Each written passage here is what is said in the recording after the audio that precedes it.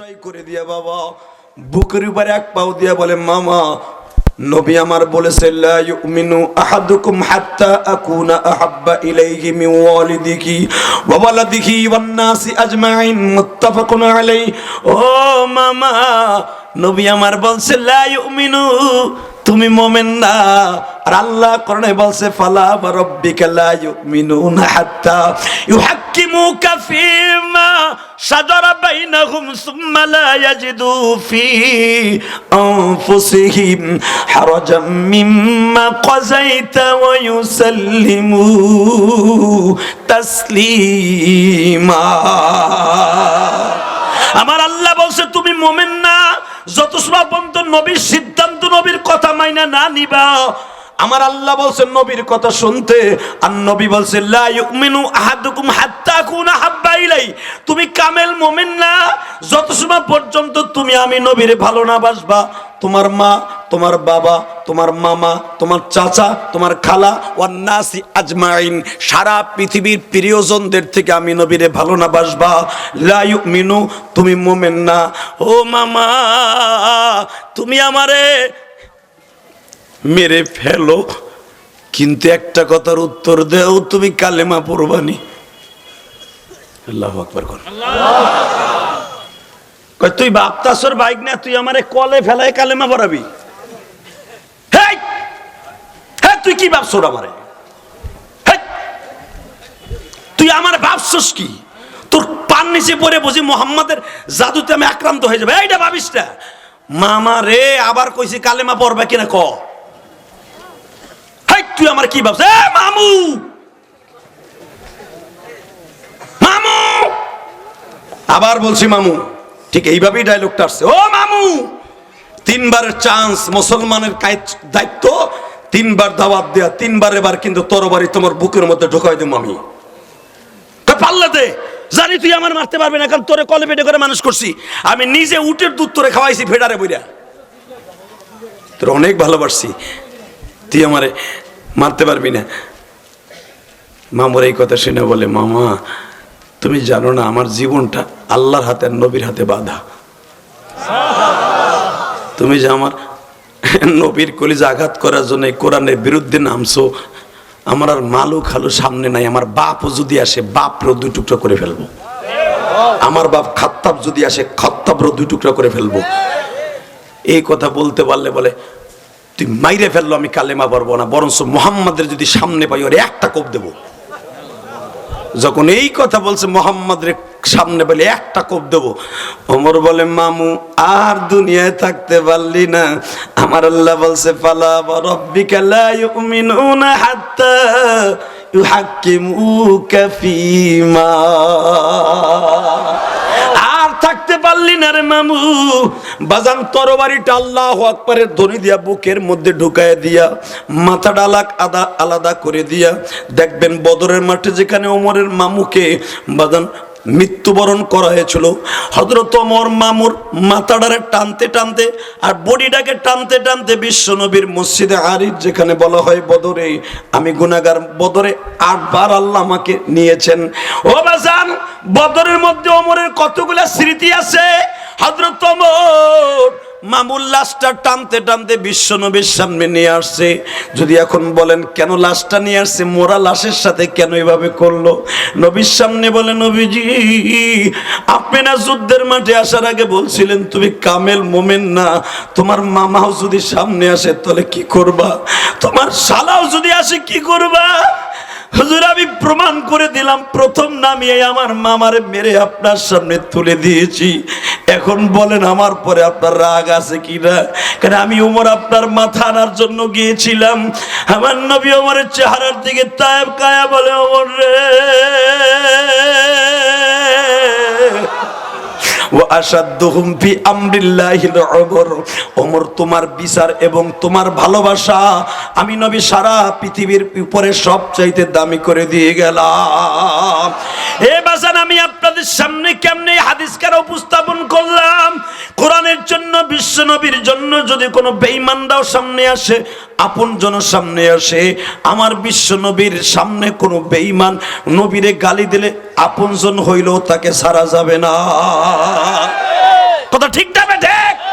আজকে দলের কারণে বিশ্বনবীর গালি দেয়, আমি কিছু বলতে পারি না।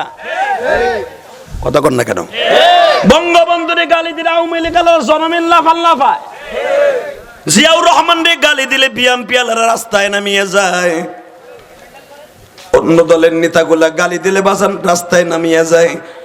মওদুদিরে গালি দিলে, সাইদি সাহেবরে গালি দিলে, নিজামী সাহেবরে গালি দিলে জামাত ইসলামের বন্ধুরা রাস্তায় নামিয়ে যায়। ভালো করে বুঝছো, জাতীয় পার্টির বন্ধুরা তাদের নেতারে গালি দিলে রাস্তায় নামিয়ে যায়। হালাকে পৃথিবীর শ্রেষ্ঠ নেতা যার চরিত্রের সাথে পৃথিবীর কোন চরিত্রের মিল হবে না। পৃথিবীতে অনলি ওয়ান একজন মানুষের জন্য জীবন দিলে ডাইরেক্ট জান্নাত, সে আর কেউ নয়, যাকে আল্লাহ বলছে ওয়া ইন্নাকা লাআলা খুলুকিন আযীম। যার চরিত্রের গ্যারান্টি স্বয়ং আমার আল্লাহ দিছে, ওই মানুষটার আজকে বাংলার জমিনে মাঝে মাঝে বাজান কিছু কিছু নাস্তিক গালি দেয় গো, দলের কারণে প্রতিবাদ করতে পারি না। ও মাগুরা মোহাম্মদপুরের বাইরা, এবার আমি দেখবো আমার কোন মর্দে মুজাহিদ ভাই ওমরের মতো লাভ দিয়ে দাঁড়ায় গেছো। কে আওয়ামী লীগ করো, কে বিএনপি করো, কে জামাত ইসলাম করো, কে জাতীয় পার্টি করো, আমার দেখার বিষয় নয়। একটা শুধু আওয়াজ দিয়ে দেখায় দিবা, এই মোহাম্মদপুরটা হলো আমার নবীর নামে নাম গো বাবা, আমার নবীর নাম মুহাম্মদ, তোমাদের থানাটার নাম মুহাম্মদ। এই মাগুরা জেলার মধ্যে বাজান একটা সুন্দর নামের থানা আছে, সেটা হলো মুহাম্মদপুর।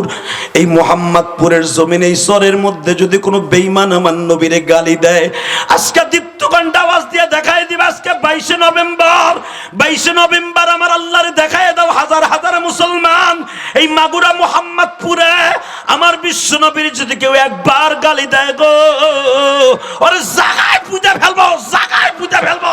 কে কে রাজি আছো? আল্লাহ কিন্তু হাত ধরে দেখায় দাও।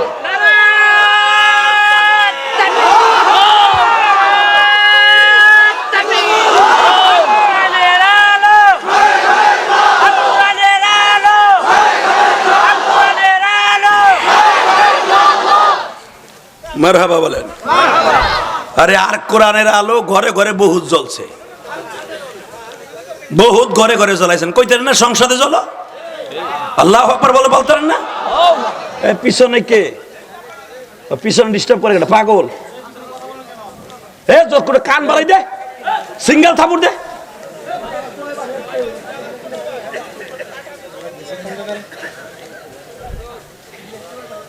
আল্লাহ কবুল করেন, জোর করে আমিন। এই বাজান শুধু একটা আওয়াজ দিতে হবে, হযরত ওমর যার বাড়িতে বড় হইছে, জাতটা খেয়েছে, নবীর সামনে যখন আসছে, কোরআনের বিরুদ্ধে আসছে, তখন ওমর তাকে দুই টুকরা করছে। মারহাবা বলতে পারেন না? আল্লাহু আকবার জোরে বলতে পারেন না? এই হাদিসের দ্বারা কি বোঝা যায়? কিসের কার দল আর কিসের কার মা বাবা? কোরআনের বিরুদ্ধে কথা বললে, নবীর বিরুদ্ধে কথা বলে, তখন আর কোন দল থাকবে না। কারণ কবর আমার আগে, কারণ প্রমাণ হয়ে গেছে আমি কবরে যাব, কোন দলের নেতা আওয়ামী লীগের কোন চান্দু আমার কবরে যে সূরা ইখলাস ফাতিহা পড়ে একটু দোয়াও করব না। পারলে আমার 1 কেজি ফুল দিয়ে আইবো, আর আমার নেতা মারা গেছে রে, কিন্তু কবরে যে কি পার হইতেছে ওইটা দেখছুন নি। সবচেয়ে বড় বন্ধু সে যে কবরের বন্ধু, কথা বলেন না কেন? কবরে যে আপনার বন্ধু, সে হলো বড় বন্ধু। আর আল্লাহ বলছেন কবরের বন্ধুর সাথে নেই আমার এখানে ঘুমাই, সেখানে খেতা বালিশ নাই, লইয়া হিস। মারাবাগন টুঙ্গির ইস্তেমায় গেছেন, খেতা বালিশ তারা, বাবুর হো বাবু আপনি মনে করছেন খেতাটা মাথায় লিয়ে যাবো, সেতে দিন যাই একজন পামুনি, যখন টুঙ্গি ইস্তেমায় ঢুকবেন, সবাই তো তার লিমিটেড খেতা বালিশ লয়ে গেছে, বাবা আমার একটু জায়গা দেবেন, এবার ওই পিছনে যা। কথা কন না কে? টুঙ্গি ইস্তেমায় যদি আপনারা খেতা বালিশ না দেয়, কবরে দিবে না? লাখ লাখ মানুষের মধ্যে আপনার খেতা বালিশ দেয় না, আর ঘুমাইবেন একা ঘরে, ওখানে কে দিব খেতা বালিশ?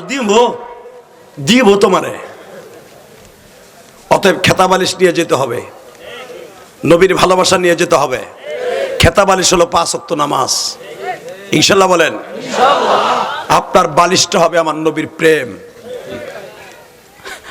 এখন দিনটা নরম করবেন বাবা, যে কবরস্থান কর্তৃক আয়োজিত মাহফিল, এই কবরে হাজার হাজার মানুষ শুয়ে রয়েছে।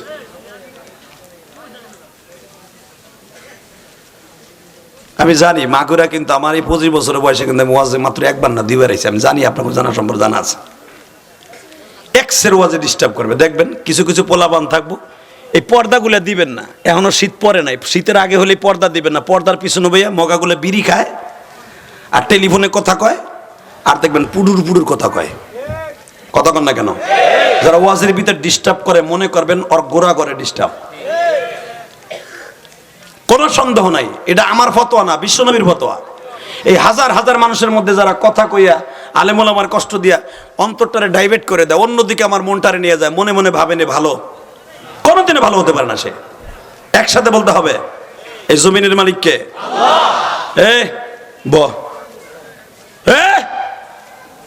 এদিকে স্পিকারে ওদিক পলাইলো কে? ওটা টাইনা নয়, চাদর টাইনা দিকান, ওই দেখো চাদর ওদিক টানে, হে মানে বোরকা লাগাইতেছে, হ্যাঁ মুখ আমি না দেখি, তোমার চেহারা তো ভালোই, বহ না। ও মাটিতে বইবা না, বউতে কিলাই বোধ আছে, দুলা বড়াইছে কামগা। একসাথে বলেন এই জমিনের মালিক কে? আপনারা ঠিকঠাক আছেন তো? এবার আমার দিকে দেখান, কোন দিকে তাকায় না, আমার কি ডেলি আপনারা পাবেন। এই যে 24-25 বছরের মধ্যে আমার আল্লাহ পাক সেই 1999 সালে দাওরা পড়ছি বাবা, আপনি ভাইবেন নামে 2 দিন আগে মাঠে নামছি।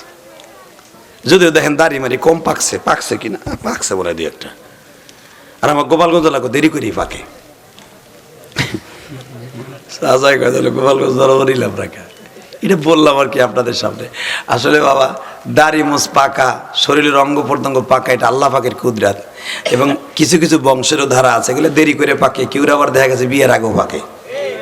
কথা ঠিক না বেঠিক? অনেকে দেখবেন উপরে নিচে সব জায়গায় পাকছে, হালাকে বয়স 35 বছর আছে না নাই? হালাকে তার দাদা 80 বছর বাঁচছে, অর্ধেক পাকছে, এমন আছে না?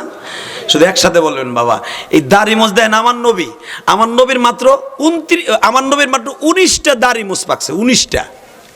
63 বছরের জীবনের মধ্যে 19টা দাড়ি মোছ পাকছে। বুখারীতে দেখবেন, শামাইলে তিরমিজিতে দেখবেন, বানানোর কথা আমি বলি না। আর হযরত আবু বকরের পাকছে মাত্র 14টা।